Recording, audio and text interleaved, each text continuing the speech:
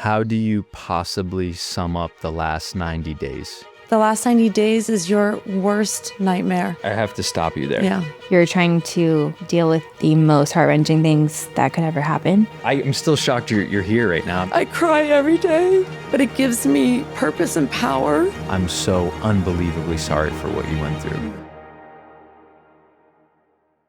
Hi friends, it's the Kennedys. Appreciate your time. Welcome back to the show. We have made a new friend. Her name is Jennifer Levy, and she has amazed me for the last 3 months, and she doesn't even realize that. Her sweet boy, 19 years old, Bronn, was hit and killed by a drunk driver in Manhattan Beach just 3 short months ago.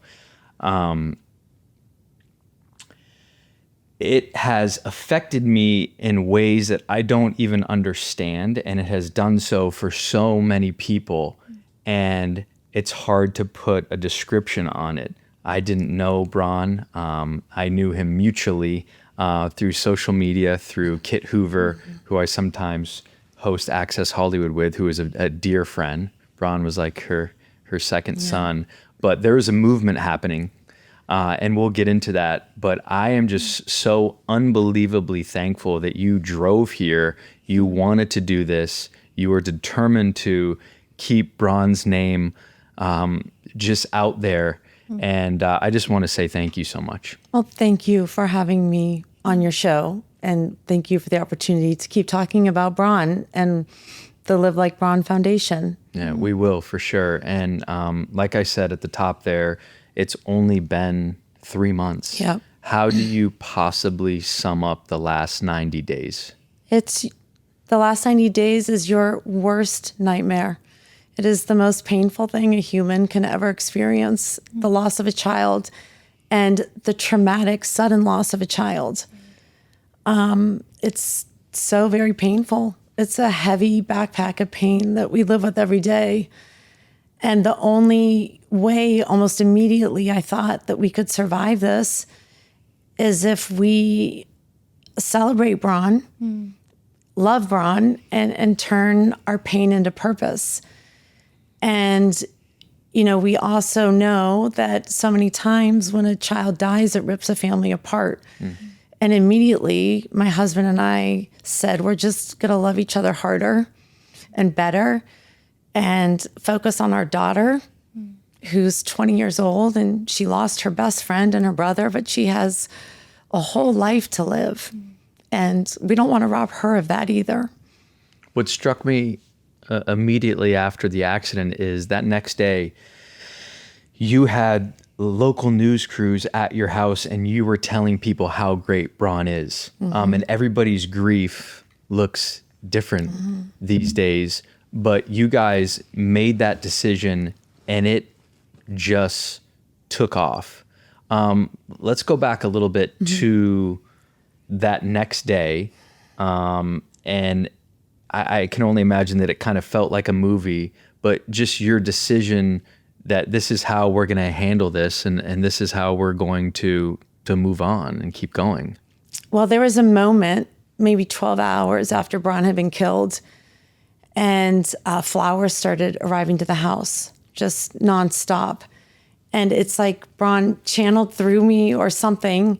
And I said, no more flowers. We're gonna start a foundation. We're gonna start a scholarship, Live Like Braun. People should not be wasting their energy on flowers. We need to spread his energy forward. And I wanted to talk to every press that came to our door or called us because I wanted everyone in the world to know how amazing Braun was and what a terrible way he died. He was killed by a repeat offender, a DUI, drunk driver with no license, on parole. And I wanted the world to know that this promising young man was robbed of his life, and it didn't need to happen that way. He was set to go to University of Virginia in the fall, and he was so excited and he loved his life, and everybody was his best friend. And I like I said, I just wanted the world to know his life ended unnecessarily so, and he was amazing. He was a bright light. Do you feel like when you say Bronn's name, do you still kind of have to catch yourself? Does it still feel like it really happened? Does it still feel like he's here? Like, does your mind play tricks on you? This is so soon after. I'm just kind of curious how. I'm still shocked you're here right now. I'm still shocked that, the alarm clock goes off and you choose to get up and do this. And I admire it, and I can't believe it, quite frankly. But where does your mind go? Well, you kind of hit on it. I made a choice. And I made a choice to get up and, turn my pain into purpose. And when I say his name, I picture him. It makes me sad.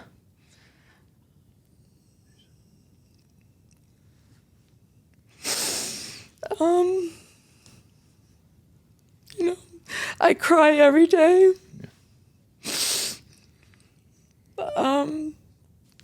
But it gives me purpose and power to lead the foundation and lead this movement. And I'm hoping that it helps people all over the country, all over the world live their life differently.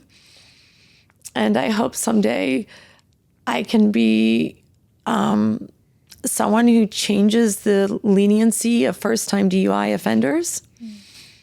I hope I can prevent this from happening again.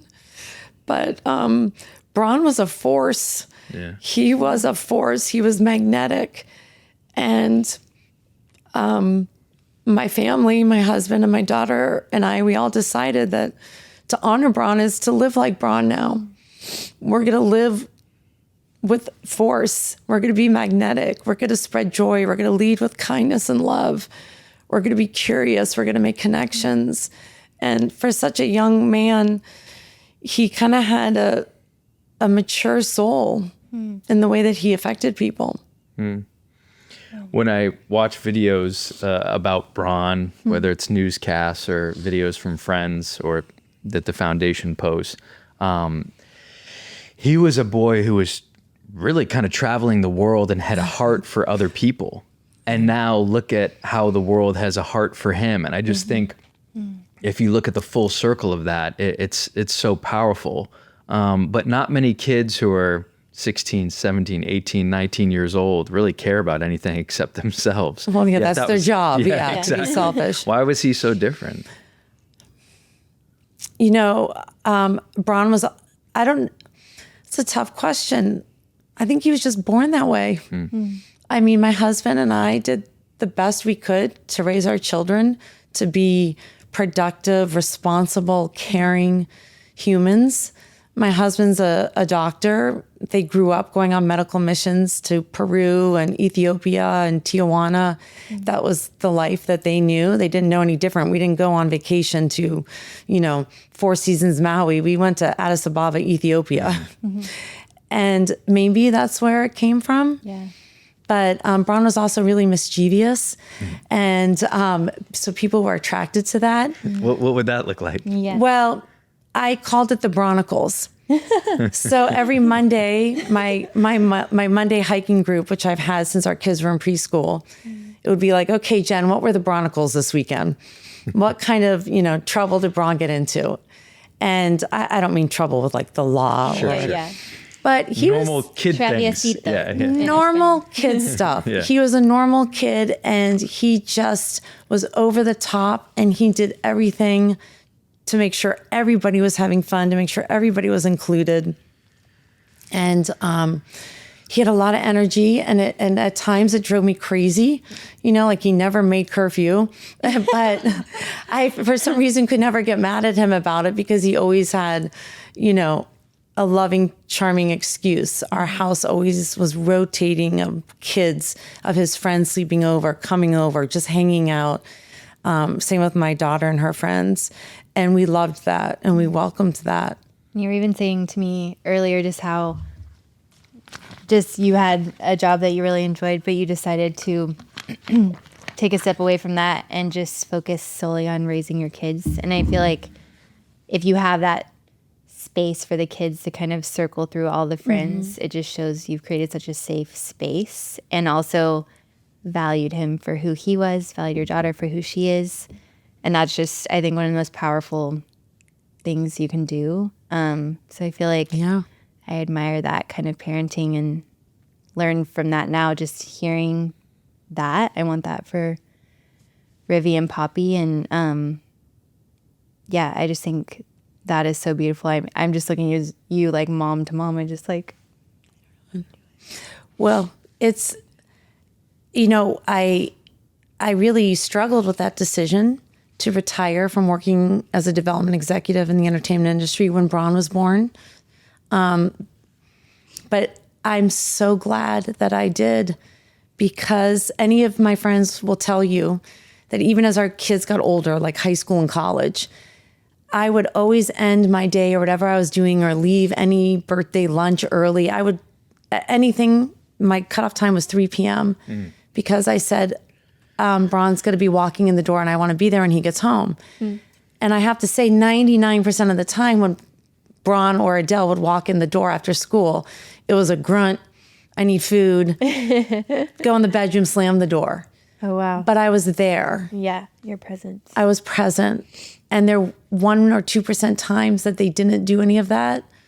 I'm so glad I was there. And I also, I said at Bronn's Memorial that, a lot of times people pass away and you have regrets or wish you could have said something or done something. But I don't have any regrets. I was there all the time. And I told him I loved him every day. And, if he was late for curfew, I was calling, I was texting. I would even go on Life 360 and pull him out of parties like the crazy mom. It's curfew. And he would get so upset. And I you know what? I have no regrets because I was present and I loved him. And same with our daughter. And my husband was the same way too. I knew this was going to be tough. I didn't say this off the top because I'm just hopeful this time right now can be somewhat healing to you. I don't want it to be some gratuitous conversation about like what happened and I'm so sorry, so that's been that's our overall goal, that this moment can be a moment where you walk away and you're like, I'm glad I did that. I feel peace. Is that how you feel in general when you're talking about Bronn? Do you feel like it's helping you and your family? For me, yes. So my daughter and my husband are a little more compartmentalized and closed off. Yeah. I'm the spokesperson for the Like Braun Foundation. I'm the spokesperson for grief. Yes, I find this very healing. Also because no one is forgetting Bronn. Yeah. His legacy is living on, and it's inspiring people to live like he did. And when I look back at how he lived, I'm so proud of him. And I want other kids to, be courageous, to connect, not to stand in the corner, but to embrace uncomfortable situations and make the best of it. I mean, Bronn woke up every day and literally, he was pumped. He was pumped to go to school. He was pumped to play tennis.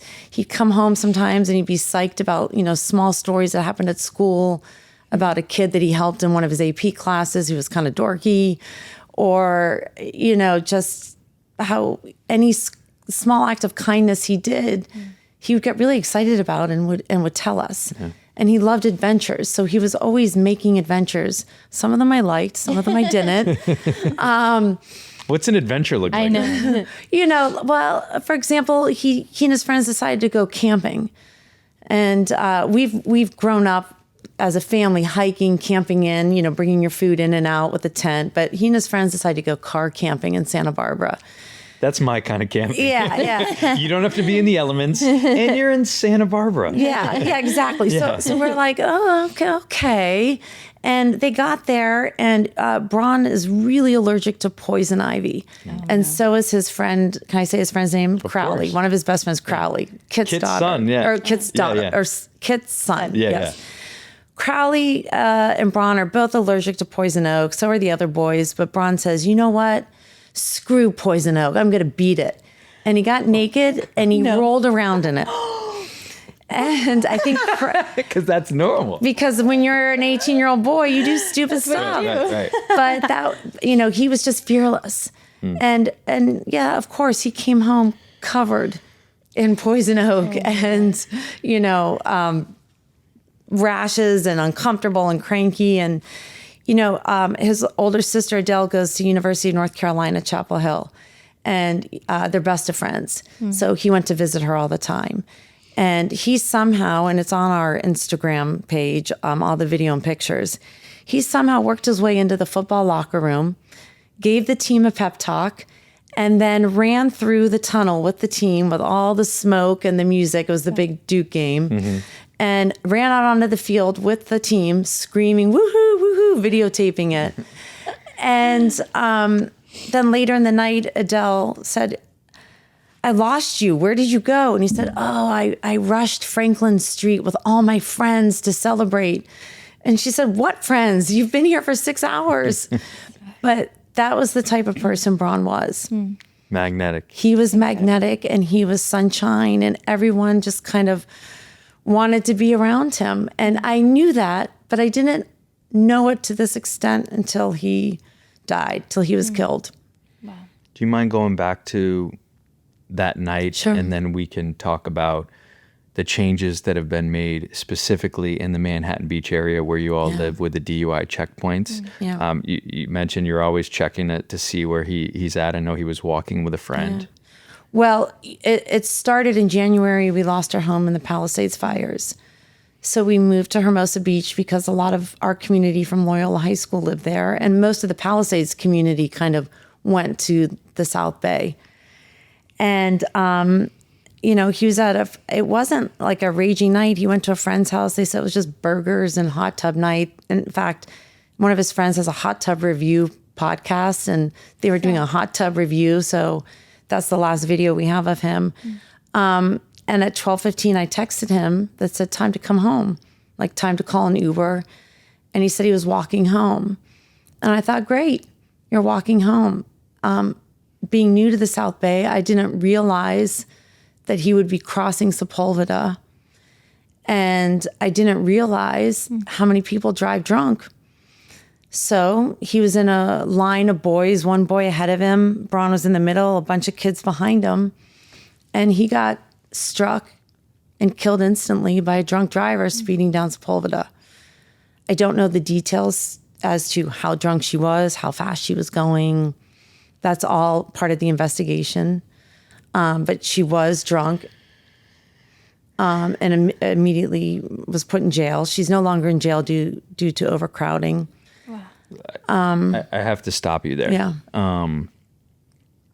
She had a prior DUI conviction. She shouldn't have been driving, correct? Correct. She had a suspended license on parole. Wow. She kills your son. Yes. She's not in jail right now. She's not in jail right now. Help me make sense of something that doesn't make sense. Yeah, it's very difficult. Well, she was released about a month later due to overcrowding. Wow. Legally, there has been no charge pressed on her and arrest. So, I'm not a lawyer, and I could be wrong on this, but the DA has 6 months to charge and arrest her with a crime. Wow. So we have about 3 more months right now. At maybe this time, less. Right? Maybe yes. less. So as I've been told by MAD, I need to pack my patience and be prepared to be disappointed. Wow. So that's a lot to swallow.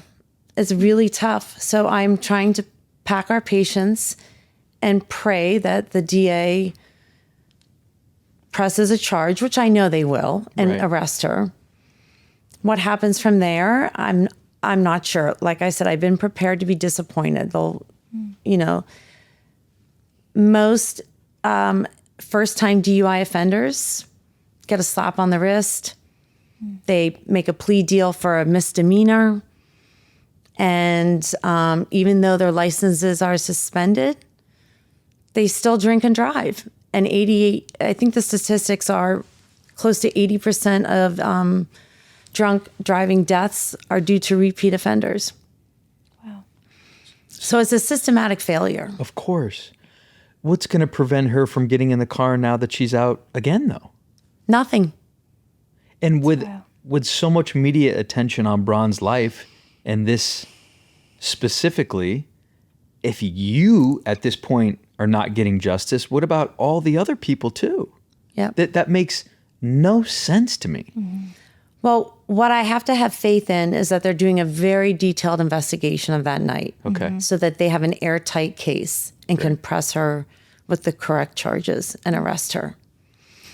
But what needs to change in the state of California is if you are arrested or charged with a first-time DUI, it needs to be a much harsher punishment. Yes. I always was told that it's like $10,000 and a bunch of hoops you go through and then you lose your license for a year. Is that not true? I can't speak to the specifics of the law, but it's kind of a joke that if you're wealthy, you throw money at it and it gets erased. If you don't have a lot of money and a fancy lawyer, you plead to a misdemeanor, hit and run, you take some classes, and your license is suspended, but that does not stop people from driving. And the overcrowding, can they not transfer people over to another location? You would think that's just wild. Normal thing to do, especially if someone... I just can't imagine. I mean, just from me hearing this, the emotion that comes with all of that, but also just you're trying to deal with your own emotion of one of the most heart-wrenching things that could ever happen. Yeah. And then you're having to think about these logistical things. Justice. Yeah. And it just like breaks my heart. But I went through a life-changing situation, which we were talking. I read your book. Yes. You did? Yeah, of course. Oh my A long gosh. time ago. Wait, really? Yes, I did. Yes. Oh my gosh, I had no idea. Yes, of course I did. I loved it. Wow. It's very inspiring. Well, thank you. But even though obviously the situations are so extremely different, I wasn't in the situation to see what my parents and my twin sister were going through, but just like decisions you have to make so soon. And my story became viral the night of. So it's just like my parents didn't have an option. I remember. They're just like, how do I protect my daughter? But someone's going to tell this story. So it needs to be us. But we're going through so much You're grieving. grief and there's a huge life change ahead for our family. So I don't know. I just have so much respect for you as a mom, my parents as parents, my sister, and just your family, because it's just, you can't even describe everything. It's like your mind is just like, has everything going on in it. Oh, I've got the whole range of emotions. And by the way, they say grief happens in stages. Yeah. That's false. It's all jumbled and mixed up. And one day I am so energized by turning this pain into purpose.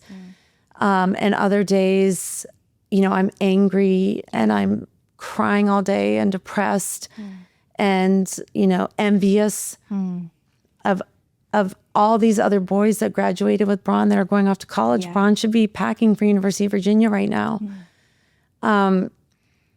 But what I feel so strongly about is once we close our legal case, what do we do next? And what we do next is we fight. We fight really hard so this doesn't happen again. And we fight to change the laws so that first-time DUI offenders really feel a consequence. And by the way, when you suspend someone's license, it doesn't matter. So since Braun's accident, Manhattan Beach and Hermosa Beach each set up a checkpoint. Oh, yeah. Manhattan Beach set one up at the exact corner where Braun was killed. How many did they pull over? I don't have the exact details. I think I looked at it was 9 or something like that. And then 11 suspended license. One drunk person drove away and they had to chase and arrested them on a felony. Hermosa Beach had a staggering amount of DUI arrests and suspended license arrests. Wow. And that was just 3 or 4 hours in 2 locations. Wow. So what's going on every night? Drinking is a privilege. Yeah. Like one drink and there's no reason to get behind the wheel. We have Uber, we have Lyft. Some people say they can't afford Uber or Lyft. So have a designated friend who's responsible. If you're old enough to drink, you should be old enough to designate one person to drive that car. And question back to when you have days or when you wake up and you have whatever emotions it might be or just feelings, what do you do in those situations? Because I'm sure your husband feels something, he's on his journey, your daughter, but you're all in this together. But how do you support each other, or do you have friends you individually reach out to, or how does that work? So many layers to that question. I let myself cry. It's really hard for me to look at pictures or videos or hear his voice. It kills me. Absolutely kills me. I cry, I talk to him, and then I try to shift what I'm doing, even if it means getting up and making a cup of tea, or getting up and folding laundry, or getting up and checking my email, or doing something for the foundation. Or working on my victim impact speech, which I have been writing for 4 months or 3 months since this happened. And sometimes you just have to know that this is my life. I have a heavy backpack that I'm carrying. I'm not in shock anymore, but it doesn't feel any better. The only thing that makes me feel even a tiny bit better is that I'm taking action. Yeah. And I'm so excited to award our first recipients of scholarships. An award was created by tennis coaches at Pali High who never coached Braun, the Live Like Brawny Award, that's going to live on for different tennis players across Los Angeles every year. So I think about things like that are paying it forward. I think about supporting other parents, talking to other parents that are going through the same thing, because it's much different. If your child dies by suicide, if your child dies by accidental overdose, it's much different than when your child is hit and killed by a drunk driver. All these deaths are very different. It's also very different if your child had cancer or congenital heart disease. My husband's a pediatric cardiologist, and he deals with death and dying every day. And all these deaths are different and hard, and they all require, a different type of process. Yeah. And what's been helpful the most from your friends or your family, or is it just different every day? Yeah. The most helpful is, well, first I tried a grief therapist. Yeah. And all I did was cry hysterically. And so then I tried a grief coach. And the grief coach has changed my life. Wow. She's empowered me. Yeah, what's the difference? Yeah. Well, the grief coach was more giving me tools and steps and preparation, and understanding what was going on chemically and physically in my body. And she empowered me. She gave me a voice, how to respond to certain situations, how to know, like, for example, the big 6-man volleyball tournament in Manhattan Beach this weekend was nuts. It's 3 days of just craziness. It's incredible energy. And we had 3 Live Like Braun teams. We had 150 participants, and it was a lot of Braun energy. And it was a lot of me showing up and being thankful. And sometimes people put their grief on me, or it's just seeing people that meant a lot to Braun. So she helped prepare me, knowing that I'm going to have a boomerang after that. The next morning I'm going to wake up and all that energy and love and attention is gone. And we're left with a dead son. And so just being prepared and having a name for that, like my husband and I will look at each other and say, it's a boomerang day. Boomerang day. And so just knowing that has helped so much. She's also helped give me tools and things to say to friends. I think you're losing perspective, or this isn't helping me right now, or I need to take a break. I have an incredible network of mom friends that I've known since our kids were newborns. We grew up in the Palisades together. I call them my committee. And they basically put Bronze Memorial together for me while I just laid on the couch and cried. And they have been incredible as far as taking walks with me, bringing food, just sitting next to me when I cry, not trying to solve my problem. You can't solve a griever's problem. You can only sit next to them in it. Yeah, you posted something yesterday about what to say when someone's in the middle of grief, and I think it's I read it over and over Yeah. because sometimes, even when you walked in here and I introduced you to my son, I'm like, oh no, does that make her think about Bronn? And then you immediately brought up Bronn. You said, It did. his hair. His hair. Yeah. And I almost, for a sense, I felt like, just like a minute, like I almost felt bad. Like, well, my son's here and her son's not here. Is she thinking about that? People don't know what to say, whether we just met or close friends. Is there something that you recommend beyond the great advice you just shared there that people don't do that is triggering? When people say, hey, how are you doing? Yeah. Well, I feel like shit. Yeah, I mean, it's just in our everyday vocabulary now. When we say hi to people, like, hi, how are you? Yeah. And sometimes when people say that, I can take it in stride. Sometimes I say, not great, but I'm here. And then there's times that I have been tired and at the end of my rope and just my battery's been low. And someone has said that to me and I have answered in ways I'm not proud of. Like, why would you ask me that? I'm shitty. I'm terrible. Yeah. And then they feel bad. And then I feel bad. But that's something I'm working on. But But it's okay that you say that. I think so. It is. And it's important for people. What's a good thing to say to people who are grieving are, hi, how are you today? Or, hi, it's great to see you. That's what I say to all my friends now. Instead of saying, hey, how are you? I say, hi, it's so good to see you. And they say, it's good to see you back. Then how are you today? How I'm today? You know what? I have purpose today because I'm here spreading his legacy and talking about someone that we love so dearly. Later on, it'll be kind of hard, Yeah. but I'm here and I'm surviving and I'm learning how to live with this sadness. We're wearing the hats. There's some Thank hats you. and I love the shirts hats. So I feel so honored to be wearing these because I've seen them everywhere. I work in entertainment, as most of you guys know, but I mean, it's not all about celebrities. But when I see, a Will Ferrell or an Adam Sandler, this has taken off. Yes. The day after Bronn passed away, there was like a swim out and a bunch of surfers. Paddle out. Huge paddle out. Huge paddle out. There's still something, it seems like every single week, if not day, happening because this just won't go away. Bronn is touching people every single day, people that he doesn't know. How do you describe this movement? This is not normal. Well, I felt so impacted and didn't know your son, which I said at the beginning. How do you describe this? Well, I describe it as unbelievable. I'm flattered. I'm happy.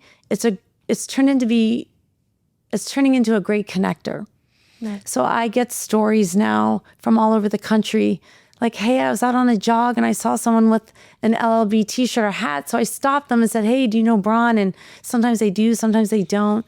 I get stories from people all over the country just saying, I was inspired to go out of my comfort zone. I was inspired not to be scared. I was inspired to reach out to somebody. And that's our goal because that's how Bronn lived his life. And it makes me so happy that people are gravitating towards us because when he was alive, he was a person that people gravitated towards. And it's a huge hole in our life that he's not there anymore. So I love seeing the message kind of multiply every day and do good and inspire. And in return, our foundation will do the same. We will, inspire people. We will help them live their best life with academic resources that they may not have. Yeah. it's amazing. And bring awareness to Bronn's tragedy and to make sure it doesn't happen again. And the other important thing is, kids, I feel like kids that were my age, when my daughter's 20, and Bronn was actually 18 when he died, they know not to drink and drive. Yeah. They don't do that. They Uber, they Lyft, and let's be real, teenagers drink. Underage drinking happens. Right. It's our reality. Yeah. But they leave their keys, they sleep over, they Uber, they Lyft, they have a designated driver. But what they don't know is they need to be defensive in their life. Like Bronn walked home. I thought, great. I put my phone down. I stopped tracking him. You need to be defensive. Just because you're walking or on a bike or on an e-bike, you need to know that everyone there out on the street could be drunk, or you should just assume they're all drunk. Yeah. It's crazy that as a kid you have to think like that. I think like that now as an adult, Of course. but there's a different mindset when you're younger. Of course. And when you're younger, you feel like you're Invincible. invincible. And your brain isn't fully developed No. either. I think back on when I was that age. Yeah. And it's just like, Well, that's not I going to feel like happen I to did me. crazy things, like Yeah. not crazy things, but I was alone in New York when I was 19 and 20 and 21 doing things that I think back on, like, what was I thinking? I'm a blonde girl walking by myself in a dangerous neighborhood at midnight. Exactly. What was I thinking? Like, it's like your brain does, yeah. So I just love this education and awareness and Yeah. Our children need to think defensively at all times. Every Sunday you take flowers, fresh flowers, Yes. to a volleyball net. Bronze court. Bronze court. Is that the name now? Well, his friends painted it yellow and named it. It has Bronze Court written on it.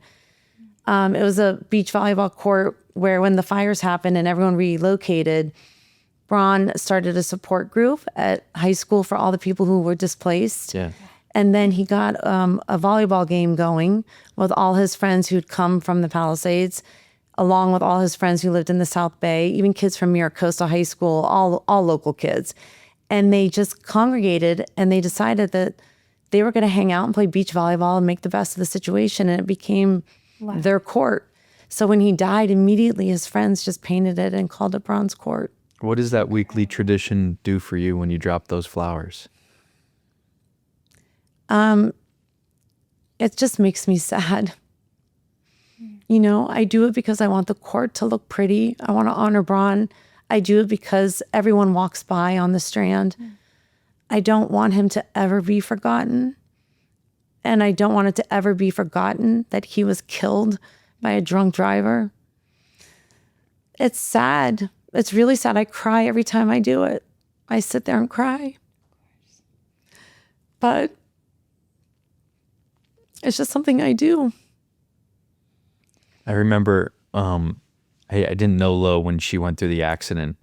It was about a year and a half after. And I was kind of afraid to ask the question about forgiveness, about people who dropped the ball, why that would happen to you. Yeah. Why good things happen or why bad things happen to good people. well, even after the pain of Palestine, I don't know, I just go through that. Yeah, whole- the fact that you were not even, you're still mourning the loss of your home, your possessions, all that stuff now, which I'm sure now is a distant memory. Yeah.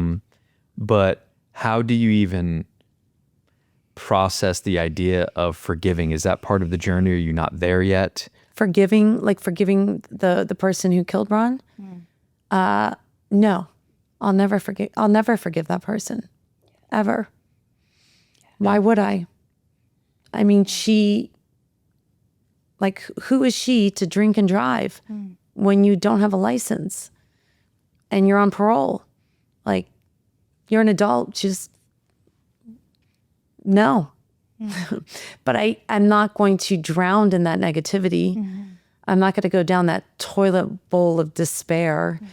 And, whatever happens, she has to live with this the rest of her life. Yeah.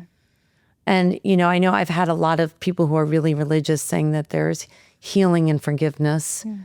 But that's not something that interests me.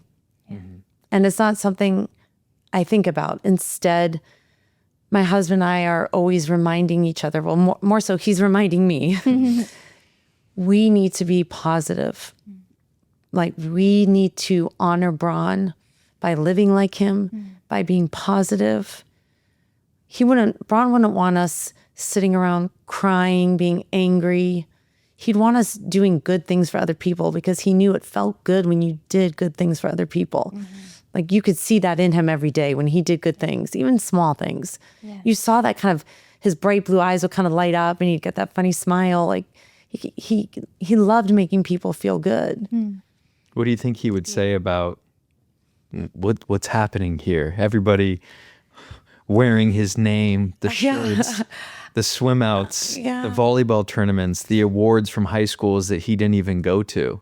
What would he say about this? I'm hoping that he really loves it. I'm hoping that he loves the energy and that he feels honored.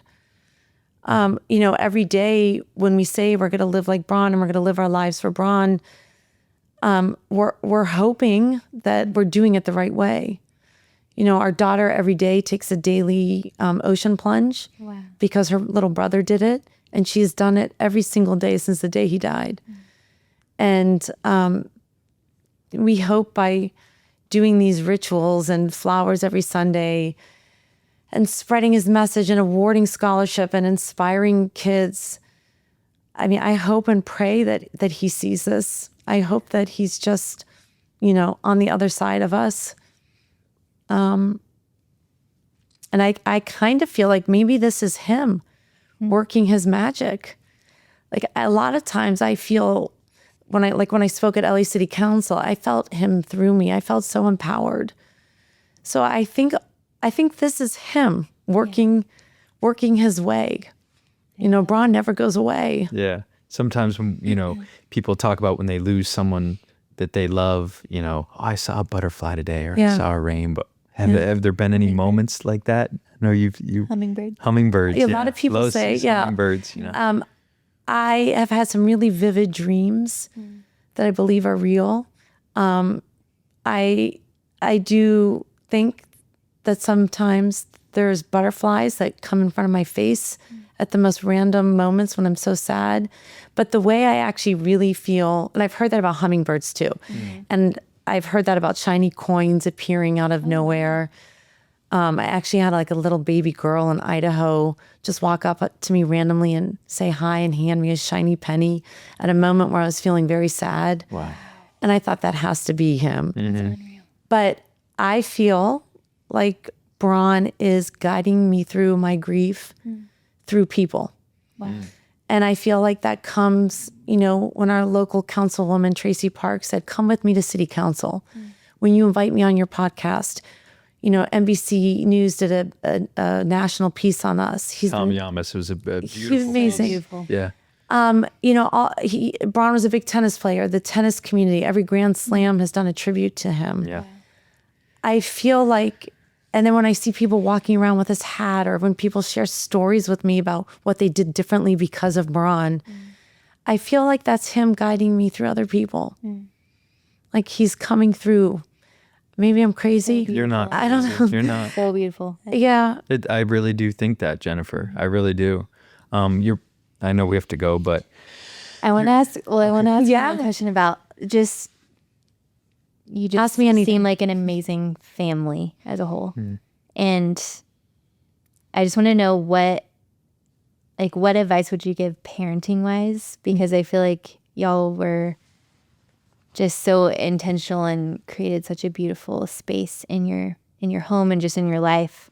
And that allows kids to be magnetic. And even though that could be already in them, but you're like encouraging that to come out even more in your kids.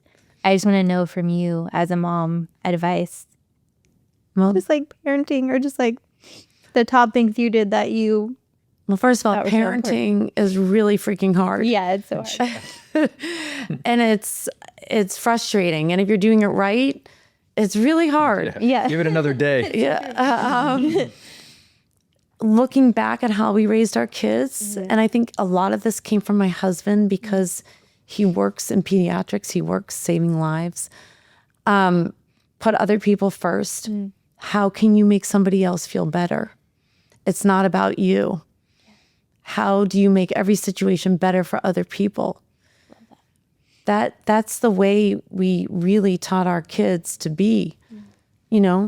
Others before you. Yeah. Think about other people's feelings. Make situations better. Find humor. Find connections.